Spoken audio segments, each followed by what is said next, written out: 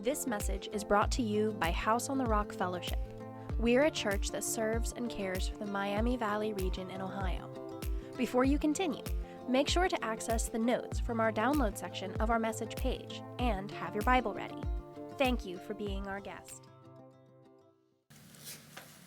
So thankful to see you this morning, because I know how some of your weeks went.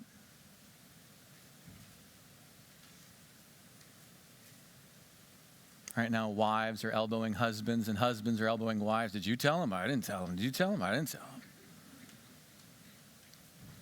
I know. In some of your cases, I know specifics.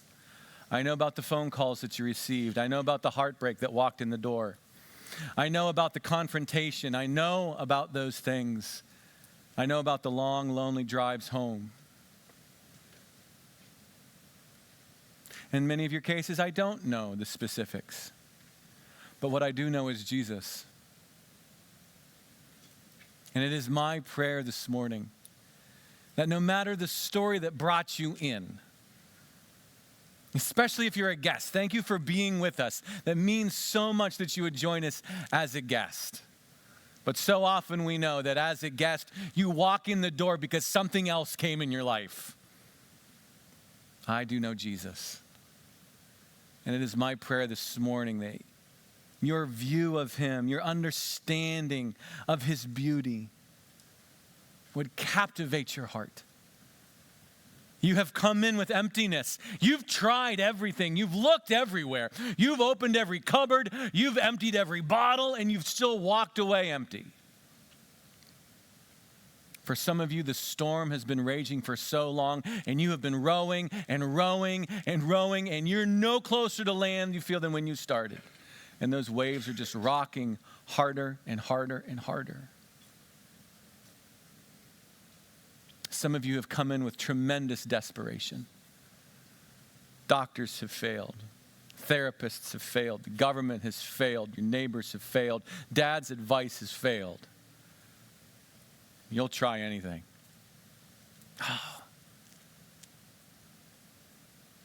I'm so excited for you this morning. Not because of what I'm going to say.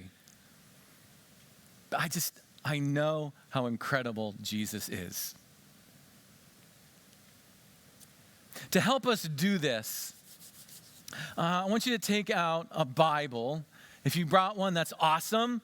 We're going to have a couple verses up on the screen. If you'd like to follow along in a Bible, they're located in the seats in front of you on the bottom, or they're on your device. I'm not anti-phone. I'm just anti-phone.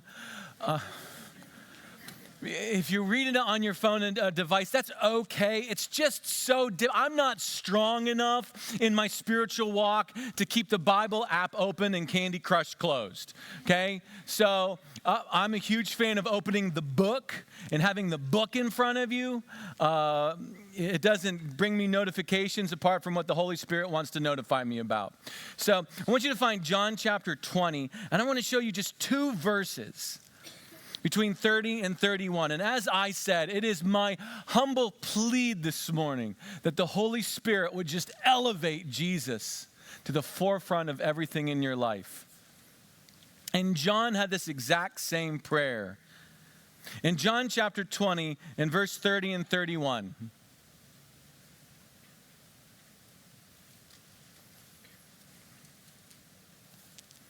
Varsity's going to have a couple of the verses up there. You can follow along. John 20, 30, 31 says this. Now Jesus did many other signs in the presence of the disciples, which are not written in this book. These are written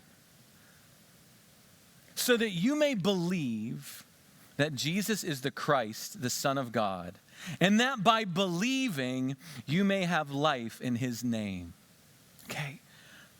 John says, listen, I watched Jesus, his whole ministry. He was constantly doing things. He was constantly healing and saving and preaching and doing miraculous wonders, miraculous things. In fact, he gets to the end and says, listen, if we wrote down everything, then there's not enough books and enough libraries to cover out. But what I did, John says, I picked 7. I curated, if you will, 7 specific signs. Okay, what's a sign? Okay, a sign tells you when you're lost where you need to go, right? Who needs a sign? It's the person who doesn't know how to move forward. And many of us walk in the door this morning and we're lost in our grief. We're lost in confusion. We're lost in desperation. And so John gives us signs. And what he says is, these signs, look to these signs that by them you may believe what? That Jesus is the Christ. He is the one sent from God. And that by believing, you will have life. Right now, you're fighting for every breath. Jesus comes that you can have life. And so what I'm going to do, I'm going to try to do the best of my capacity, if you'll be patient, is that I want to walk you through these 7 stories so that you can see Jesus, and prayerfully the Holy Spirit will meet you in one of them. Maybe he'll meet you in all of them, but it's my prayer that at least he'll meet you in one of them. One of them will maybe grab a hold of you. And you're like, hey, that's how I feel. Oh, that's who Jesus is. Okay. To start, we're going to go to John chapter 2. John chapter 2. If you grew up in church, this is going to be really familiar. It's often preached at weddings because it's about a wedding. I've preached it at weddings, but I think there's more here than just, for a wedding. I'm going to read a little bit. Let me just make a couple observations. If you're watching online, thank you. I warned Ryan, your cameraman, I'm going to dance around a lot just because I get excited. So if Ryan zooms up real bunch, it's because I'm giving him a headache. Ryan, you good? All right. Yeah. John chapter 2. On the 3rd day, they were at a wedding in Cana in Galilee. The mother of Jesus was there. Jesus also was invited to the wedding with his disciples. Verse 3, listen. When the wine ran out, the mother of Jesus said to him, they have no wine. Jesus said to her, woman, what does this have to do with me? My hour is not yet come. His mother said to the servants, do whatever he tells you. There were 6 stone water jars there for the Jewish rites of purification, each holding 20 or 30 gallons. Jesus said to the servants, fill the jars with water. They filled them to the brim. He said to them, now draw some and take it to the master of the feast. So they took it. When the master of the feast tasted the water, now it became wine.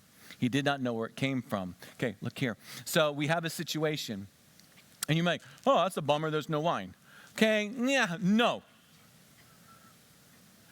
This is serious in the ancient Near East.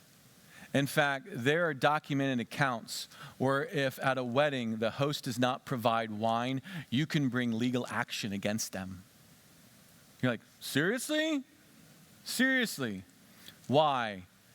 Because the wine symbolizes the celebration of God's presence. For there to be no wine, there could not be a more serious omen, a more serious shame upon this family. This is a dire situation, a shameful situation. This is what takes what's supposed to be your mother. I've married some of you guys, okay? I know how excited you are walking down. I've seen the faces. For you to find out there's no wine would crush this bride, this groom, this family. To be confounded and confronted with this level of emptiness where there should be celebration. So it's with tremendous urgency and grief that Mary walks up to Jesus. They don't have any wine. Maybe you know what it feels like to be empty. Maybe you know what it feels like to chase after and try to fill up that cavernous hole that is your heart and your soul. And boy, when we're in our 20s and early 30s, we try everything we can, don't we? Like, man, let's try this. And you wake up the next morning, not a good idea. And we'll try this, and then we'll wake up, yeah, that didn't work either. And then maybe we'll get married, and we'll try this, and we'll try this. And sure enough, we're just empty. We're just empty. We're just empty. And then you start to feel the looks of those people on the outside. And the shame rises and the guilt rises and your eyes fall. You know what it means to be empty. But look at what Jesus does. Jesus takes something that's empty and he transforms it into abundant life and celebration, joy. Have you guys ever made wine? Anyone make wine? It's all right, you're fine. You can raise your hand, it's all right. You're not gonna be judged. Well, Bill, I might judge you. No, just kidding. Can you do it overnight? Right, if I go get some Welch's, stick it in a vat, next morning I got wine? No, you can't. No, you really can't.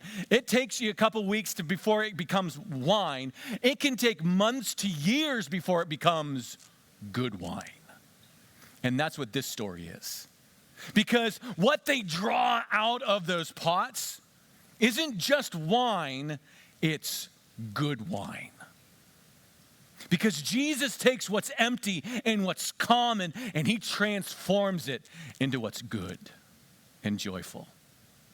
And so maybe this morning, what you need to hear is that Jesus transforms our vast emptiness into overflowing joy. Yeah, write that down. It's in the Bible. In John chapter 4, let me show you another story about Jesus. He's just awesome. Okay, he's back in Cana, where this is another sign. So a sign's going to show me where to go and what to do. Who in the midst of. It's going to reveal a mystery. It's going to show me something more about Jesus. And maybe this is a story that you can relate to. In John chapter 4, I'm going to start reading in verse 46. Verse 46, John 4:46. You can just listen to the story. You can find it in your own copy. Huge fan.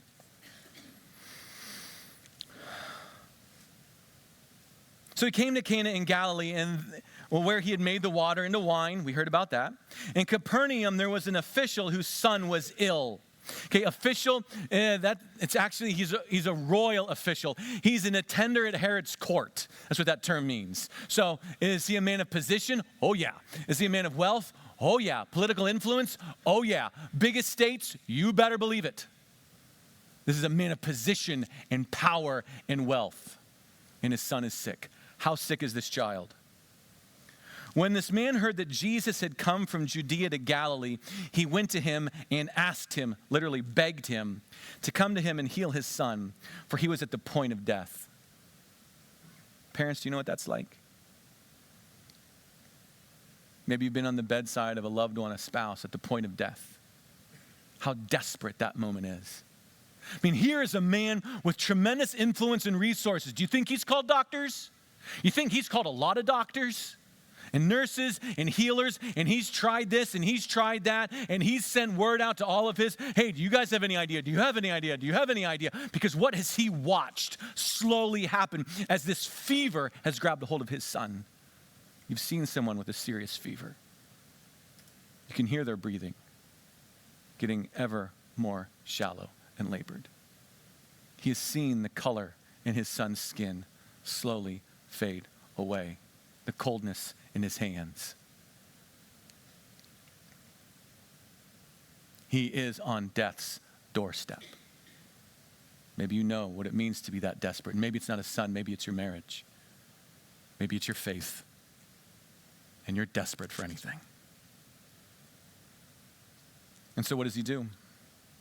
He runs to Jesus, comes to him because his son's at the point of death. Verse 48. So Jesus said to him, unless you see signs and wonders, you will not believe.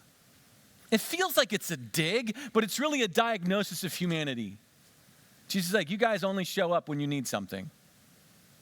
You only show up so you can see signs and wonders. How many of us have done that? Why'd you come back to church? Man, we tried everything. Let's try Jesus. Right? Sir, come down before my child dies. So Jesus said to him, go, your son will live. The man believed the word that Jesus spoke to him and went on his way. As he was going down, his servant met him and told him that his son was recovering. So he asked him the hour when he began to get better, and they said to him, "Yesterday at the 7th hour, the fever left him." The father knew that that was the hour when Jesus had said to him, "Your son will live." He himself believed, in all his household. You need to see a little bit of geography, and we need to understand time a little bit so you can really grasp what's going on inside of this story. Okay, so Jesus is in Cana. The official lives in Capernaum, 16 miles from one to the other. Okay, if you're going to cover that distance by foot, at least 8 hours. Now, he's an official, he's royal, he probably has access to a horse, which means he'll cover that maybe half the time. So maybe we can imagine a little bit what had happened. No doubt the son had labored all through the night. Do you think the father got any sleep? Do you think the father left that bedside? And in all the desperation, he wakes up first thing. They saddle the horses, he and his staff. They've heard that Jesus is over in Cana. He makes the 16-mile run. Maybe it takes him about 4 hours, depending on roads, depending on weather, depending on situation. So he's going to get there coming close to lunchtime, noon, coming up on 1 o'clock. And it says he asks Jesus. Literally, it means a continual begging. Meaning he hits his knees. He follows Jesus wherever he goes. "Will you please save my son? Will you please save my son? Will you please save my son?" It's not a one-time asking. It's not a commanding, "Hey, come save my son." He is desperate, begging that Jesus intervenes in his desperation. And then Jesus says to him, "Your son will get better." Now, I started to think about this because it's Jesus' words that transform his desperation into peace. Why peace? Where's their peace? Well, if I were the dad and Jesus said that, you know what I would do next? I'd get back on the horse and I'd ride back. And I'd probably get back to the villa somewhere around 5 o'clock, somewhere around 6 o'clock. But that's not what happened. Because he doesn't get word until he gets back home that the son was healed yesterday, which means after Jesus gave his word, a word that he believed, and the peace of God washes over him. You know what he might have done? I know what I would have done. I probably went and got something to eat. Because I probably haven't eaten what? And who knows how long. Because that's what you do when you're a desperate parent. Probably slept. You know why? Because when you're a desperate parent, you don't sleep. Because you don't leave your son's bedside. And I've been there. Oh, I've been there. I know that feeling when you're groaning. But I also know what happens when the word of God comes to your spirit. And I've experienced this in my own life, praying over my own son. When all of a sudden that peace of God grabs a hold of you, you're like, okay. He sleeps through the night. They get on the horses.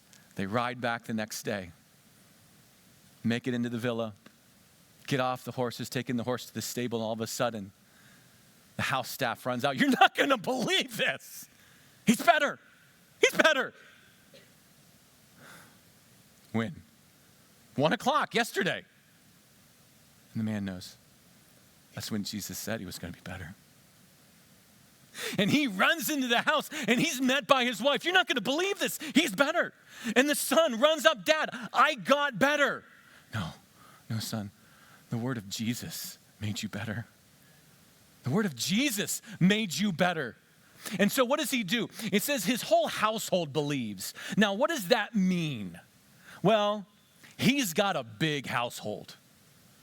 This would have included his family, his wife, extended family. This would include, because of his position, kitchen staff, butlers, maids, gardeners. This would include delivery staff, anyone who's underneath. He gathers them all. Gather everyone. I need to tell you what Jesus did. Jesus said at 1 o'clock yesterday, my son would be better. And he was.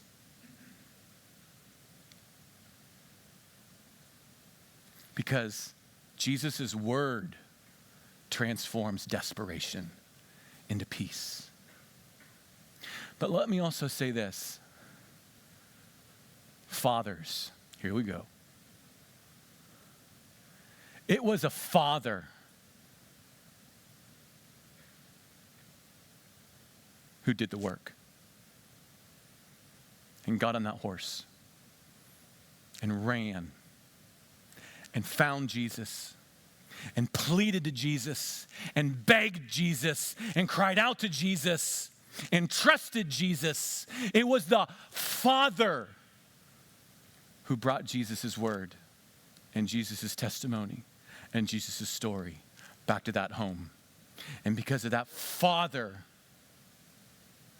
that whole family believed. Fathers, husbands, don't you ever doubt for a moment the impact of your obedience, the impact of your pleading, and the power of taking Jesus at his word and bringing that word to your family.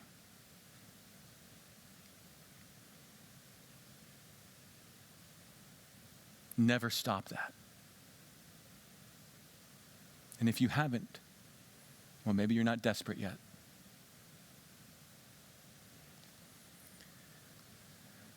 There's a story in chapter 5. We're going to say that for the end. I really like the way it kind of stabs us in the gut and kicks us around. So I want to end with that one. Is he going to do this all morning? Yeah, I'm going to do this all morning.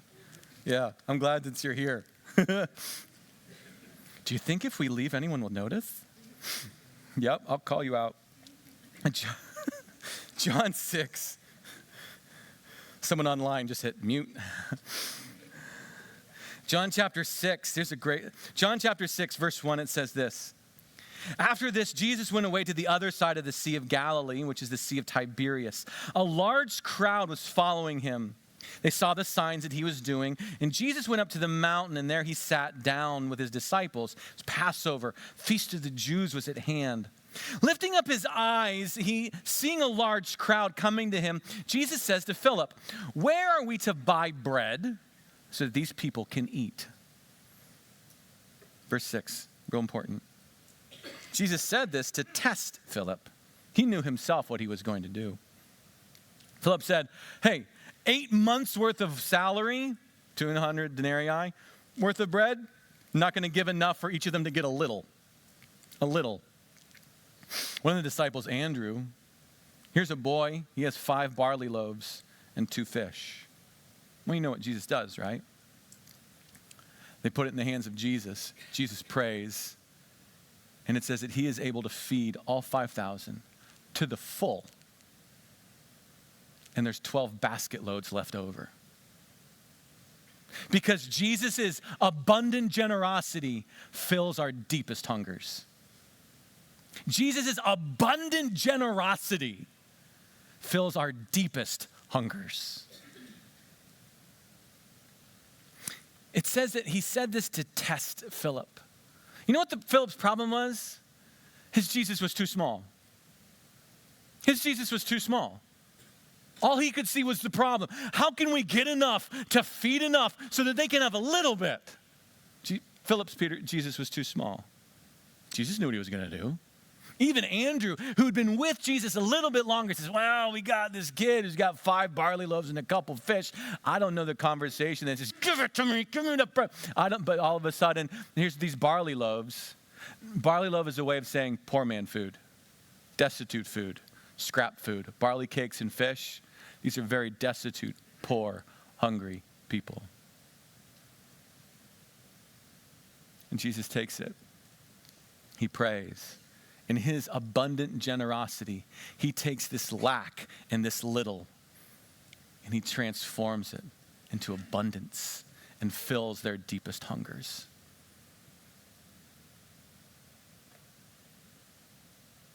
Is your Jesus too small? Is that the problem? Maybe all you see is the problem. Maybe all you see is the catastrophe, the trial, the hardship, the bills. All you see is the disease. All you see is the disloyalty. All you see is the lies. Your Jesus isn't big enough. Jesus knows what he's going to do. Jesus can take the lack and the little, the smallest amount in the presence of our deepest hunger, and in his power, transform that into abundant generosity, overflowing vats of provision. You just got to put it in his hands. In his hands, it's abundance. In Jesus' hands, everyone is satisfied. Do you know what it means to be hungry? Hungry of soul, hungry of body, hungry of mind. Let Jesus be your abundant generosity. Maybe your Jesus is just too small. The story continues in verse 16. Evening came, the disciples went down to the sea and got into a boat, started across the sea to Capernaum. It was now dark. That's like a key word in the Bible, like things are going to get bad. Okay? And Jesus had not yet come to them, so it's bad and Jesus isn't there. Been there? Been there? The sea became rough because of a strong wind was blowing. When they had rowed about 3 or 4 miles, they saw Jesus walking on the sea, coming near the boat, and they were frightened. He said to them, "It's I, don't be afraid." Then they were glad to take him into the boat, and immediately the boat was at the land to which they were going. Jesus guides us through our storms. He guides us through our storms. So you need to understand a little bit of geography, okay? So imagine a teardrop, water drop, flip it upside down, okay? That's the shape of the Sea of Galilee or the Sea of Tiberias. The place that they're located, a town called Tiberias, is around 9 o'clock, okay? 9 o'clock. So picture the upside down teardrop, 9 o'clock. Capernaum's around 12 o'clock. So the guys are going to hop in a boat and they're going to cut a shortcut. Nautical, about 5.5 miles this way. Instead of going around by land, they're going to go across by sea. The guys have lived on this sea their entire lives. This is where they fish. This is the sea that they know. They've got this. But there's something else about this sea. Because of the elevation, the topography of that land, it is famous for gales and storms. Which means at a moment, you can be setting off, rowing, and you are swallowed up in what is called what? Rough, strong seas. And they are rowing, and they haven't even made it halfway yet. Do you know what that's like? To be swallowed up in the storm and you don't know east from west, north from south. And it's a rocking and it's a moving and the water's coming in and you don't know. And all you can do is to row and to row and to row. And it doesn't feel like you're getting anywhere. In fact, you're not quite sure. Are we supposed to be rowing this way? Because I think the waves have us going this way now. And I think we're supposed to be heading this way. Can we get it turned around? Do you know what it's like to be in the storm? And not know which way to go? And it feels like no matter which way you go, you don't make it any farther?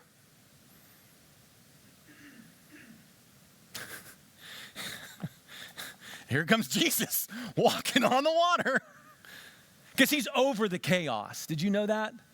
He's over the chaos. In the same way that the Holy Spirit hovered over the chaotic waters of pre-creation, Jesus is over the chaos of the storm, over the chaos of the wave. It doesn't touch him. He commands it. And they look and they're scared. I'd be scared too. I mean, let's be honest. I'm sweating my butt off. I'm just trying to make it forward. Here comes some guy walking through. And then Jesus is like, hey, it's me. It's me. Hey, it's me. And did you see what it says? And they were glad to get him in the boat. And then it says, immediately they were at their destination.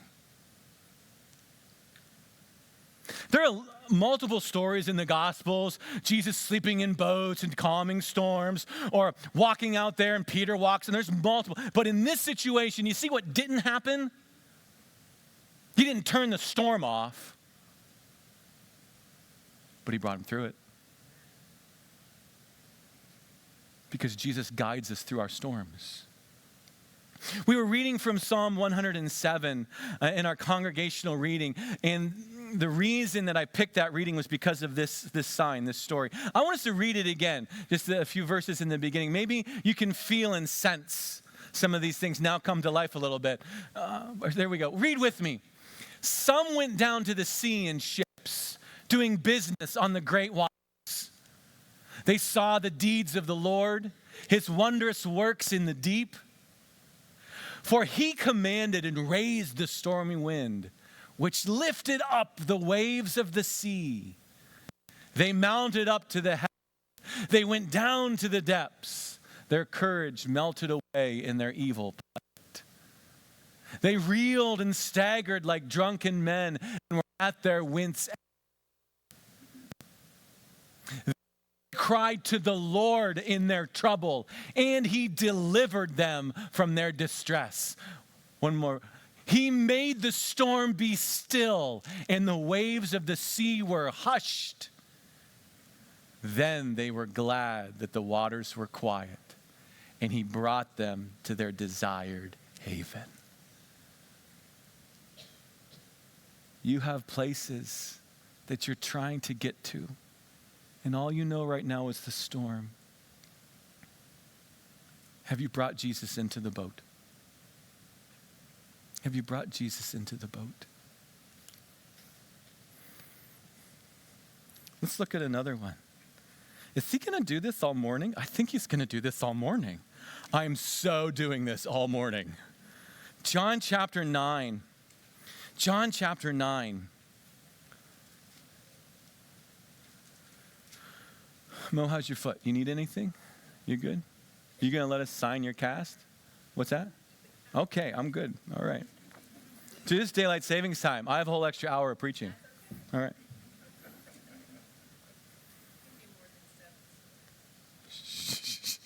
There's some people who want you to be quiet now, Mo. John chapter 9. I think Terry just elbowed you too. John chapter 9. Listen to this side. Maybe this one you can connect to. As he passed by, he saw a man blind from birth. I can't imagine. And his disciples asked him, Rabbi, who sinned, this man or his parents, that he was born blind? Jesus answered, that's a stupid question. Don't ask that again. That's my translation.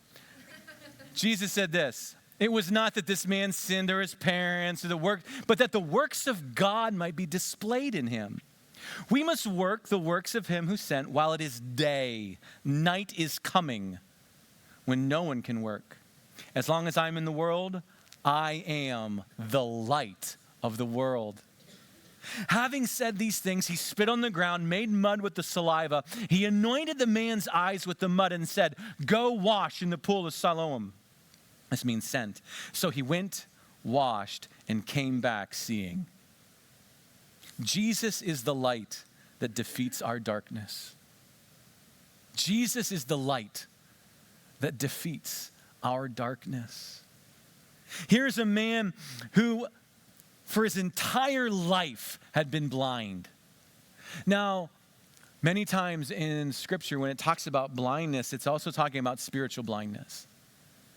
That we are born spiritually blind. We are born broken, our hearts twisted. We're born that way. You guys ever hear the country song, I Believe Most People Are Good? You guys ever hear that song? I believe most people. That country singer clearly never worked in a church nursery. Because we are born depraved. We are born broken. We are born sinful. We are not good people, and then all of a sudden public school messes us up. That's not how this works, folks. We are born twisted and fallen. We are born blind. And all we can do on our own is stumble and fall. And we try. Oh, we try. We try hard, don't we? But it seems the harder we try, the harder we fall. As another brick wall hits us across the head. Here was a man born blind. But Jesus is the light that defeats the darkness. So he crouches down and he grabs some dirt and he spits in it and he creates some clay and he creates some mud. Ava's like, this is disgusting. Like, no. Ava, this is like picture of creation. This is like God bending down to form Adam. This is that kind of spirit that God's going to create something now. Where there wasn't something, now there's going to be something. Because Jesus is that kind of person. So Jesus makes this mud, wipes it over the guy's eyes, and he says, go find Siloam. Wash there. He takes him in his word. He starts to stumble. He starts to walk. Can you imagine that moment when he finally finds the pool and that cool water? Do you think he kind of put his toe in, or do you think he just jumped in all the way? He just jumped in, didn't he? And all of a sudden, where there was darkness, all of a sudden the shades of light start. He's never seen light before. He's never seen shades of. He's never seen anything. And then all of a sudden he starts to see. He sees faces and he sees fruit and he sees birds and he sees the sky and he sees things he didn't even know existed. Because Jesus is the light that defeats the darkness. This is what happens when we give our life to Jesus for the first time. We had been stumbling in the dark, and then all of a sudden the light of Jesus bursts in, and we see shades like we'd never seen shades. And we see triumph where we'd never seen triumph before. And we see a path where we didn't know there was a path. Because Jesus is the light. And maybe, like this man, you're still living in your blindness. Jesus says, I'm the light of the world. Let me tell you another one. Is he going to do this all morning? He's so going to do this all morning. John chapter 11, Lazarus. And maybe already you know the story. Lazarus, right? What happened to Lazarus? What? He died, yeah. But Jesus, right? So in John chapter 11, this is the center of John's gospel. It's the middle narrative. It's kind of like everything. You need to get this. John's like saying, here's the big idea. Here's the center. Lazarus, John chapter 11. Now a certain man was ill. Lazarus of Bethany, the village of Mary, sister Martha. Verse 3. The sisters went and said to the Lord, Lord, he whom you love is ill. Apparently that's enough in the email. That's enough of the text. That's all Jesus needs to know. Hey, the one that you love is very sick. And Jesus will know if it comes from Mary, if it comes from Martha, this must be Lazarus. And Jesus heard about it. The illness, he said, this illness does not lead to death. It's for the glory of God so that the Son of Man may be glorified through it.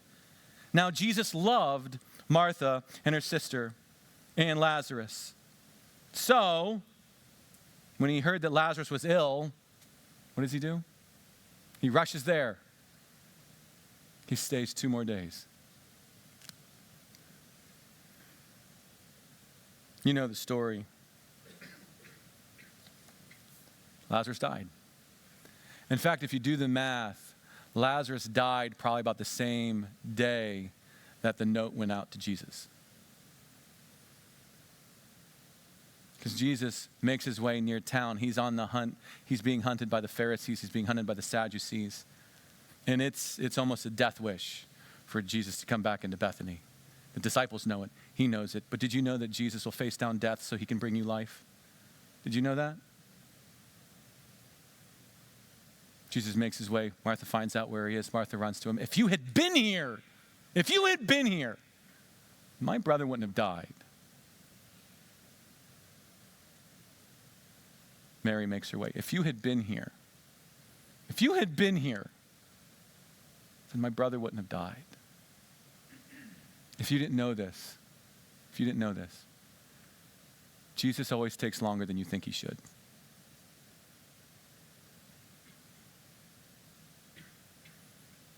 But he's also closer than you're expecting. So he says, take me to where you've laid him. Take me to where you've laid him. And people are weeping. People are wailing. Community from Jerusalem has come out. Bethany's just on the other side of Mount of Olives, a couple miles away. There's families there. The mourners are there. Martha's wailing. Mary is wailing. They look on and they see Jesus' face, and you know what their conclusion is? Oh, how he loved him. And it says in the gospel, he was deeply moved in his spirit and greatly troubled. You know what that sounds like in the English? It sounds like he was sad. He was really sad. That's not what it means, though. You know what it means? It means he was angry. He was mad. It's the same word that's used to describe a war horse, the way that they'll flare their nostrils and stomp the ground. Jesus is furious. He's fuming as he stands here and he's facing down the tomb and he's facing down the stone and he's facing down death as his loved ones are so riddled with grief and sadness that death and sin and depravity have so worked their way, their vile, monstrous tendrils in through his good creation. He's mad. And he looks at the stone and it says he's fuming. And he says, roll it away. And Martha's like, it's going to stink. Lazarus, get out of there. And you can imagine it got quiet. And what started to happen? Dead man walking.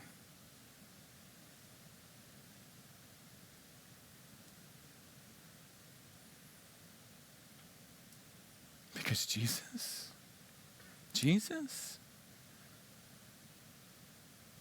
brings dead things back to life.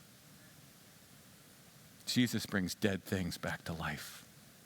He brings dead souls back to life. Dead relationships back to life. Dead dreams back to life. And if that's not enough, mic drop, he goes off and he does it again. Talk about an encore. He does it with himself.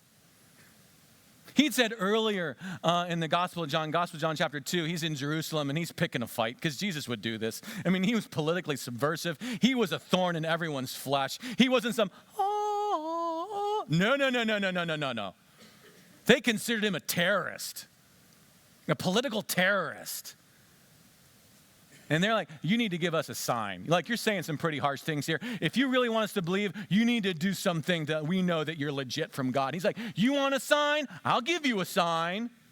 Tear down the temple. 3 days later, I'll build it up again. And you're like, dude, it took us 46 years to build this temple. You're not doing it in 3 days. And he's already walked off. But John writes what he later found out, that Jesus was referring to his body. That they would take his body and they were going to torture it and they were going to beat it and they were going to scourge it and they were going to mock it and they were going to parade it through the streets of Jerusalem and they were going to put on his shoulders this tremendous oaken beam and they were going to literally nail his body parts to this big log and they were going to mock him hour after hour till he comes to the place of complete depletion in the Palestinian sunshine as his life starts to flow out and he dies. And if that wasn't enough, a centurion grabs a lance, thrusts it inside of his rib cage, twists it, obliterating his internal organs, and his blood gushes out onto the ground. He's dead. Romans knew how to kill people. They toss his body into a tomb, and 3 days later, he walked out.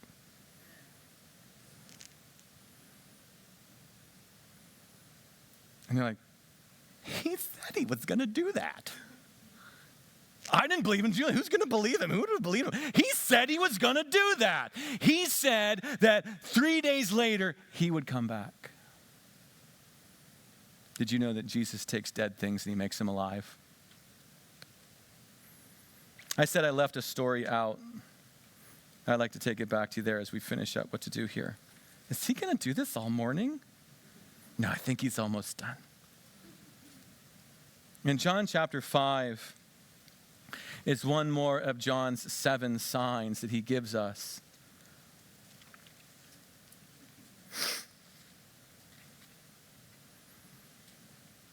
And I wanted to come back to it at the end because I think it can meet us all where we're at.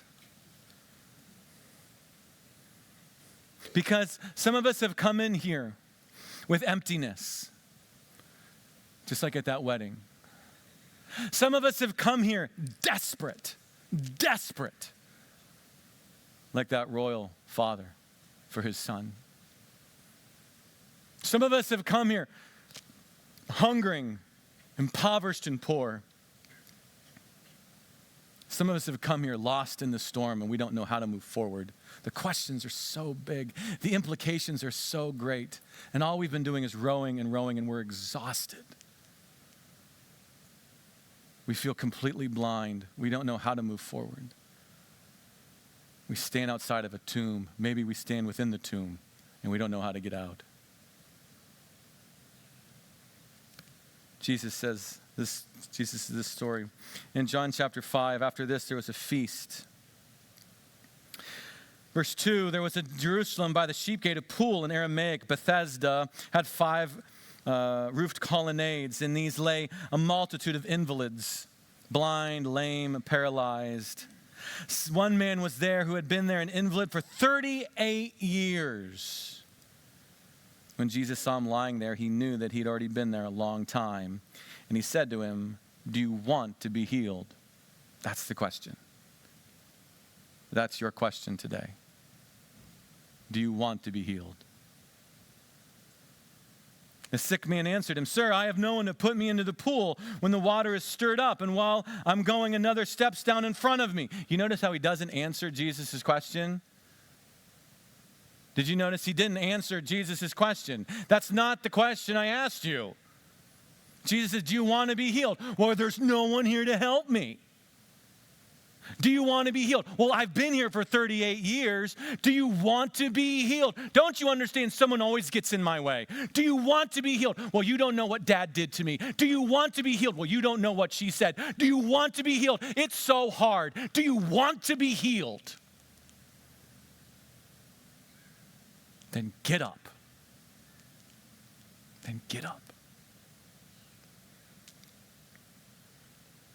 There's a little bit of superstition that surrounded this pool, okay? Because of the nature of the aqueducts and the plumbing that fed this pool in Jerusalem, there was this habit as the water was constantly diverted every now and then that it would churn up some bubbles as the water would track from one part of the city to the other, which meant every now and then those air bubbles would bubble up through the draining pipe inside that pool. Well, someone had thought that, you know what, I think that's some angel or something that's happened, and maybe if we got in it, we could get healed. And that superstition had turned into legend and been handed down and handed down and handed down. So that now we have a guy who's 38 years old sitting next to a pool thinking that if he hops into a bunch of water, some angel's going to touch him and make everything better. Great excuse for some kids to offload their invalid parents and go home and visit them on a sunny day. Don't worry, the angel will touch you and everything will be fine. We'll see you on Sunday. You want some crackers?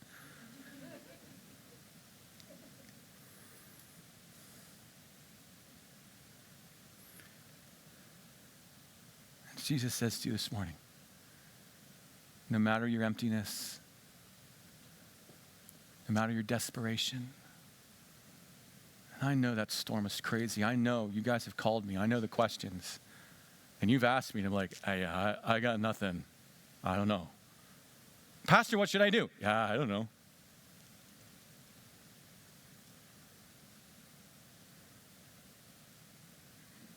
And Jesus says, do you want to be healed? And get up. And get up. If you go back to that passage in John chapter 20, verse 31, it says this. John 20, verse 31. Yeah, he did lots of signs. They're not in this book. These are written so that you may believe. Okay? These are written that you might believe. I picked these 7, John says, and that's all you need. Whatever the mental block you have, no matter the pride, no matter the sin, no matter what it is, within these 7, you can find something that will show you the Jesus in all of his glory that you need to see. Do you want to be healed? And the challenge is academics like to argue, because that's what we do. about how to translate that word believe. Because you can go one of two ways. You can translate it believe like an evangelical belief. Like I didn't know Jesus and now I'm going to believe Jesus, which means I believe Jesus. I take him at his word. He is the Son of God. He's the Savior of the world. I'm blind. Only he can heal me. Okay? Legit. And some of you are here today. You are in your blindness. You have never seen the light of Jesus. And you need to proclaim, Jesus, I believe. I believe. I believe. I saw what you did with the blind man. I've seen what you did with Lazarus. I know what you did with yourself. I believe you can take my hot mess. But there's another way that you can translate it, because John's gospel really wasn't written for people who don't know Jesus. It was really written for people who do know Jesus. To translate believe as be believing, mean continue in your belief. That yes, storms come, and yes, things get dark, and yes, there is emptiness, and there is heartbreak, and there is frustration. But Jesus. So let's keep believing. Let's hold on to the one who restores the blind man. Let's hold on to the one who raises the dead man. Let's hold on to the one who fills the emptiness out of his tremendous generosity, who loves us and brings life where we thought there was death. There's Jesus. So much of these stories, as different as they are, have these things in common. It's Jesus doing abundantly above and beyond to create life where there was insurmountable death. So it's not just a little wine. It's hundreds of gallons of wine. It's just not sick for a little bit. It's sick for 38 years sick. His word's not just a little powerful. It's so powerful, he doesn't even have to be in the room. He can be 16 miles away. Your son will get better. Thank you for sharing your time with us, and we'd love for the journey to continue. If you're a guest, would you consider reaching out to us? We would love to come alongside and encourage you in any way that we can. If you're someone who's joined us today and you are desperately reaching to find hope wherever you can, again, Jesus came that we would find hope. You can find hope today. If you want to send us a short note, a member of our Hope team would reach out quickly, promptly, to come alongside and see what we can do to encourage you in whatever storm you might find yourself in. That's why Jesus came, and that's why we're here. Jesus said there's two ways to live your life, and a wise man, a wise woman, builds their life on Jesus' instructions. God bless.